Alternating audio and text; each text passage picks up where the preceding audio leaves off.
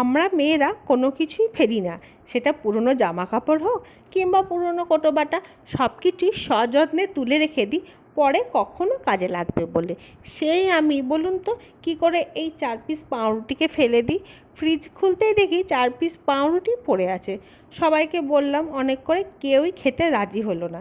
কিন্তু আমিও তো ছাড়ার পাত্রী নয়, খাওয়াবো তো সবাইকে। হ্যাঁ, সোজা পথে নয়, ঘোর পথে। আর সবাই চেটে পুটে খাবে, তাই দেখুন 4 পিস পাউরুটিকে ছোট ছোট টুকরো করে একটু সামান্য জল দিয়ে ভিজিয়ে রাখলাম। ভিজতেই একটু নরম হয়ে এলো, তা করতেই একটা বাটিতে 1 কাপের মতন চিনি আর 3টে এলাচ দিয়ে কিছুটা ফুটিয়ে রস করে নিলাম। এরপরে সেই নরম হওয়া পাউরুটিটার মধ্যে অল্প একটু গুঁড়ো দুধ মিশিয়ে ভালো করে দেখুন হাতে হাতে চটকে ফটকে একদম গোল গোল বড়ার মতন তৈরি করে ফেললাম। এবারে লাল লাল করে তেলের মধ্যে ভেজে নিয়ে ওই ফুটন্ত রসে ফেলে দিলেই তৈরি হয়ে যাবে পাউরুটির রসবড়া।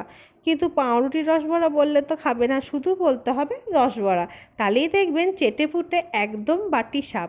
আর সত্যি কথা বলতে এগুলো একদম ভাজা গোলাপ জামুনের মতন লাগছিল খেতে। খেতে কিন্তু দুর্দান্ত হয়েছিল। তোমরাও একদিন ট্রাই করে দেখো, খেতে খুব ভাল লাগবে। টাটা।